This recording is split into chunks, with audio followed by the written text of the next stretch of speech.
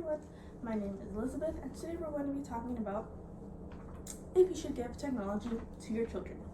So do you personally think that you should give technology to your children? Depending on what your answer is, yes or no, it may change by the end of this video.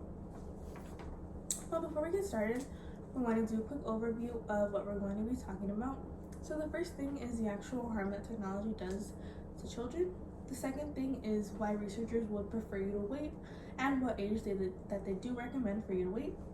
And the last thing is the actual alternatives, just in case you do want to give your child a phone but you're not sure because you don't want what I'm about to say to happen to your child.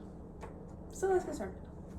According to the psychological and emotional effects of digital technology on children in the COVID-19 pandemic from 2021, studies have associated the television with the attention problem in adolescents and children. It is also documented that watching television before 3 years of age may have a noticeable effect on cognitive functioning of the child. This pandemic has been the reason for increased use of TV among children. An analysis of children's brains reacting to TV use are scarier than those of concerning cognitive or behavioral outcomes, and causality remains difficult to ascertain. This one is saying that they did studies on the attention problem in adolescents and children, and they did see that television was a cause of it, but they aren't completely sure that it is the main cause, but they are sure that it is one of the few causes, if any more. Also, according to the effects of mobile phones on children and adolescents' health, a commentary from 2017, according to the opinion of the Russia National Committee on Non-Ionizing Radiation Protection, in a 2008 report to WHO, the following health hazards are likely to be faced by children mobile phone users in the near future, being disruption of memory, decline of attention, diminishing learning and cognitive abilities, increased irritability, sleep problems, increase in sensitivity to stress, and increased epileptic readiness. Also, I found a flowchart from the Technology to Guide Data-Driven Intervention Decisions, Effects on Language Growth of Young Children at Risk for Language Delay from 2020, which is on my laptop.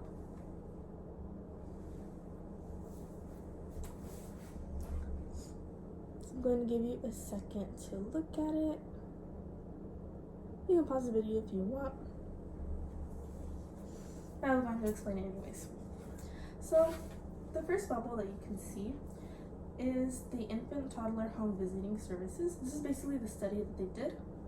And one did a MOD guided decision making, and the second one did self-guided decision making. And this led to the parents using evidence-based practices with their child, known as PC Talk, and which also led to short-term growth in children's expressive communication, ECI, which both led to long-term gain in children's growth on Norm Reference Language Assessment, PLS, which was the result of their study.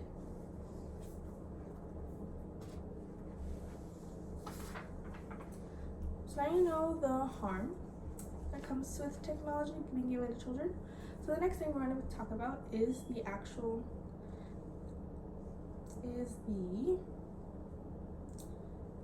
reason why researchers would prefer you to wait and what age they would recommend.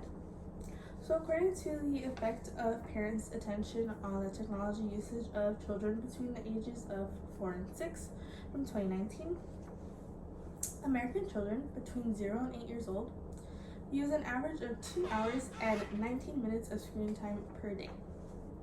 Children under the age of 2 spend about 42 minutes, while children between the ages of 2 and 4 spend about 2 hours and 40 minutes, and children between the ages of 5 and 8 spend about 3 hours, precisely 2 hours and 58 minutes, on the screen during the day, which is honestly a lot for 5 to 8. And also, according to mobile phones used by young children and parents' views on children's mobile phone usage from 2023, The guidelines from the Indian Academy of Pediatrics advise against any screen exposure for children below 2 years of age. So by that, they mean pretty much any screen. It can be a TV, phone, iPad, anything, but sometimes you just can't avoid it. It also says that the age that they would prefer for you to wait before actually giving your child a phone is about 13 years old, around 7th, 8th grade, depending on what month they were born in the year. And I think that because they're a teenager by then, so they should be a little bit more responsible. But if you're still unsure, you will now know about the alternatives that researchers also recommend. So, according to Young Children and Families in the Information Age Applications of Technology in Early Childhood from 2015, young children can be provided with enjoyable and engaging shared experiences that optimize success in their learning development and relationships with both adults and their peers. Which goes on to say that in their classes, they actually were developing computerized websites with their teachers, obviously, as their supervisors, to make sure that they weren't doing anything wrong, which I found to be very interesting. Also, another alternative, just in case that your child is getting older and you want to make sure that they have communication with you, would be a flip phone, so that they can only use it to call and or text. But another way or alternative would be to give them, you can give them a phone or iPad, anything that you prefer. And there's an app that you can download where you can block certain apps from a certain time, and that could be pretty much anything that you choose, if I'm correct, which can be social media if you don't want them to have social media at a certain age, and it can be certain search browsers if you don't trust them, maybe like Bing or Google. It just depends on what your preferences are.